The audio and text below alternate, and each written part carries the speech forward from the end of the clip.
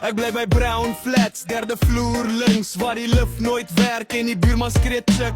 Tekkies vol stof, maar ek loop soos 'n king met 2 los R5 en 'n cracked up ring. Waynes by die hoek, rook iets suspicious, sê dis herbal tea, maar die smell is vicious. Police ry verby, almal staan skielik reg, nou soos almal hard werk het vir omtrent 6 sek. Ma sê, Boeta, jy gaan ergens kom, ek sê maar relax, ek's op pad Pick n Pay toe, maar ek kom terug met 'n traffic cone en chips en 'n random fits en hy het nie eers grips.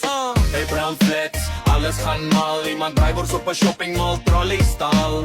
En nou dan sokkie met geen skoene aan en iemand steel weer die buurvrou se deeskie klipperplan. Brown Flats, Boeta, lewe gaan hard, maar ons lag nog steeds met 'n cheap klipparkar. As die rente hoog raak, ons uit vir die man en almal raak stil as 6 kom weer trip slaan. Voor reep toe gaan op 'n maandagoggend vroeg, maar toe bel my pel en sê die snoek is goedkoop genoeg. Nou sit ons by die houe met 'n warm black label, praat groot stories soos ministers by 'n tafel. My een vriend Spider, steel net weird goed. Laas week bring hy 'n toilet seat terug soos loot, sê hy Boeta check genuine porcelain. Ek sê lekker, maar ons het nie eens 'n toilet bin. Friday payday, almal voel rich. Teen Saterdagmiddag het ons noedels sonder mints. Iemand speel Kurt Darren op 'n speaker wat kraak, terwyl 2 tannies fight oor 'n stolen braaibak. Ja, by Brown Flats, chaos non-stop. Iemand verkoop Rolexes uit 'n checker sakkie box. Die cops ken almal op 'n first name basis, maar niemand hardloop vinnig in fake cars.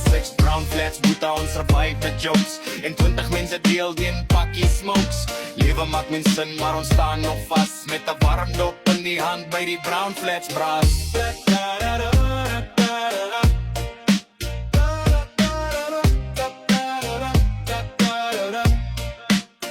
Brown Flats braas.